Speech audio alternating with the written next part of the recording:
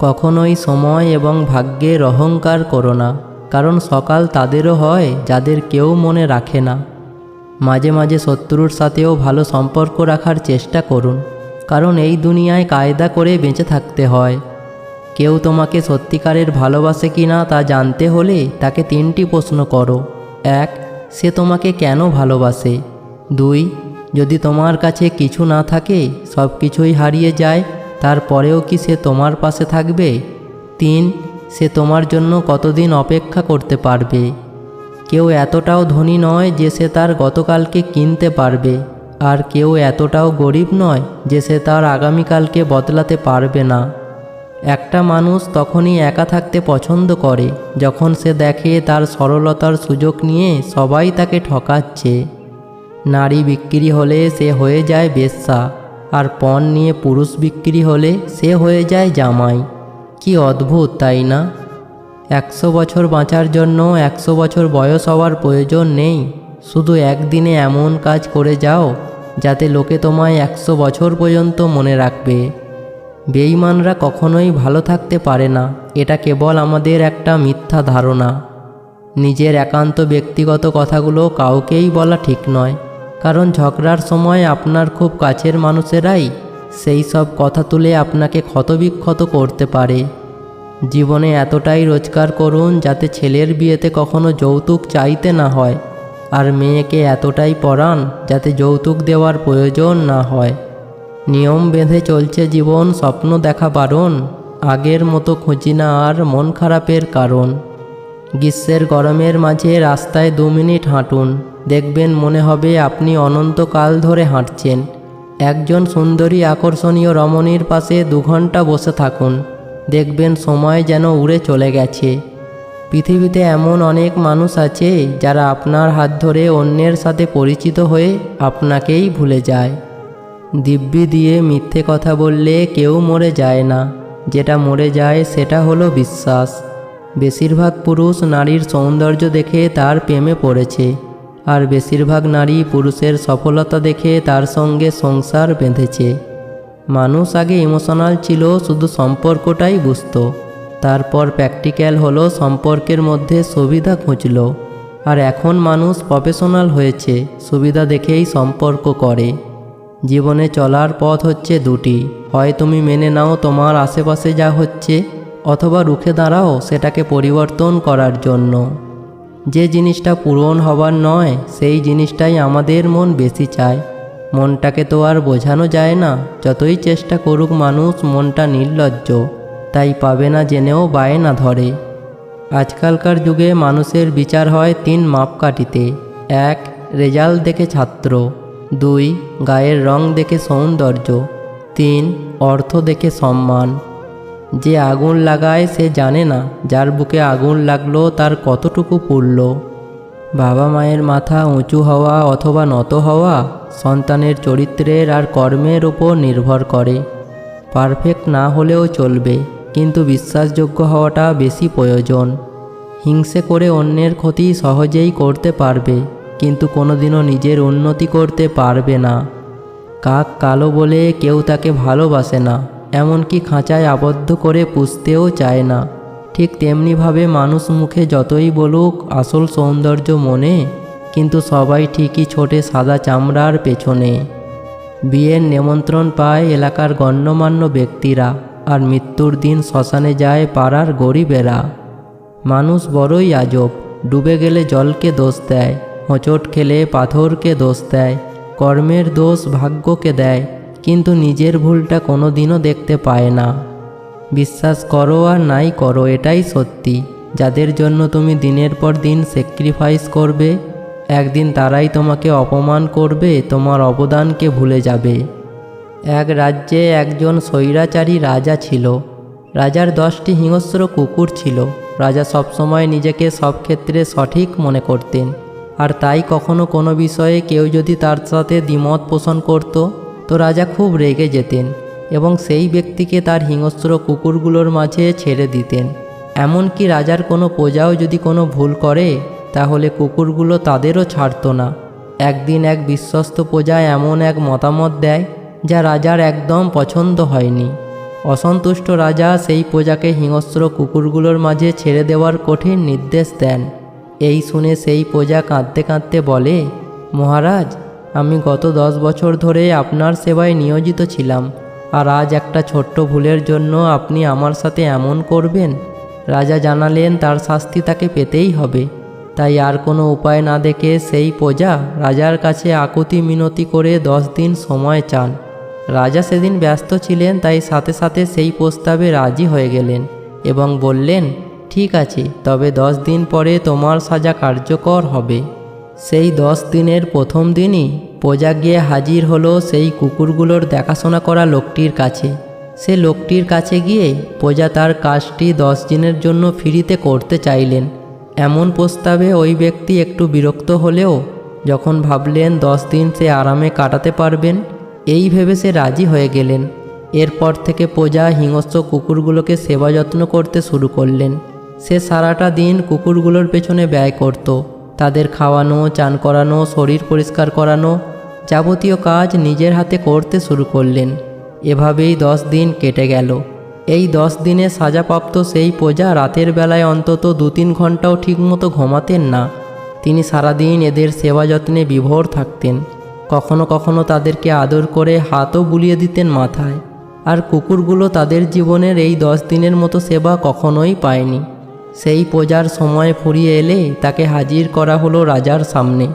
রাজা তখনই তার হিংস্র কুকুরগুলোকে নির্দেশ দিলেন তারা যেন তাকে কামড়ানো শুরু করে। কিন্তু রাজ দরবারে থাকা সবাইকে অবাক করে দিয়ে কুকুরগুলো সেই প্রজাকে একটা কামড়ও দিল না, বরং রাজার নির্দেশ পেয়ে কুকুরগুলো দৌড়ে গিয়ে সেই প্রজার পা থেকে শুরু করে সমস্ত শরীর চাটা শুরু করলো। রাজা হতভম্ব হয়ে বললেন, আমার কুকুরগুলো এই লোকটাকে কামড়ানোর বদলে তার পা চেটে দিচ্ছে কেন? কি হয়েছে তাদের? এই প্রশ্নটার উত্তর দিলেন সেই প্রজা। সে বলল, মহারাজ, এই কুকুরগুলোকে আমি 10 দিন নিজের সর্বোচ্চ সেবা দিয়ে লালন পালন করেছি। আমার এই 10 দিন সেবার কথা তারা ভুলে যায়নি মহারাজ। অথচ গত 10 বছর ধরে আপনাকে সেবা দেওয়ার পরেও আমার করা প্রথম ভুলের কারণেই আপনি আমার সব অবদান ভুলে গেলেন। এই কথা শুনে রাজা নিজের ভুল উপলব্ধি করতে পারলেন। এরপর সেই প্রজাকে মুক্ত করে দিয়ে তাকে রাজ দরবারের গুরুত্বপূর্ণ পদে নিয়োগ করা হলো।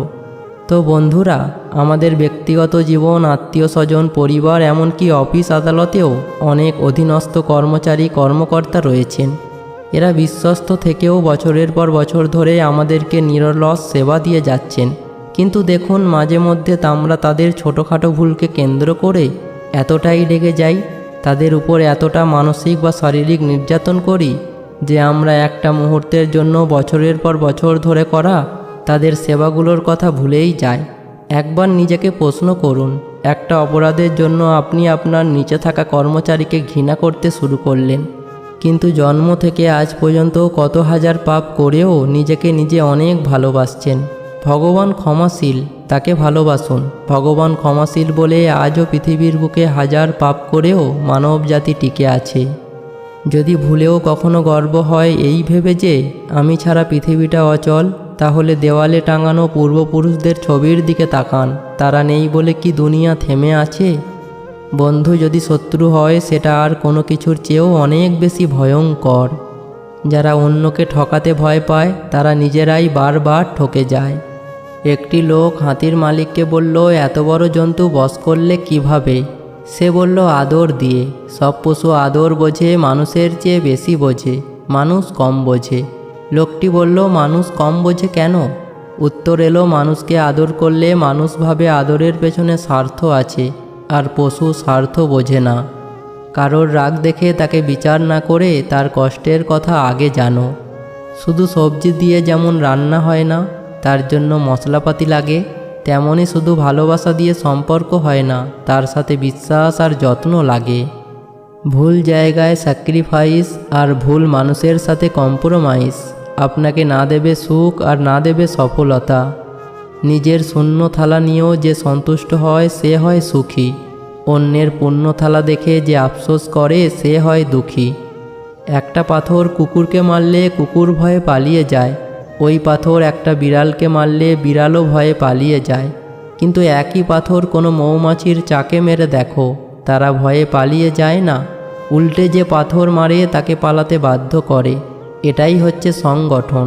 তাই বারবার বলি, সবাই সংগঠনে থাকো। জীবন থেকে পালিয়ে বেঁচে থাকা যায় না।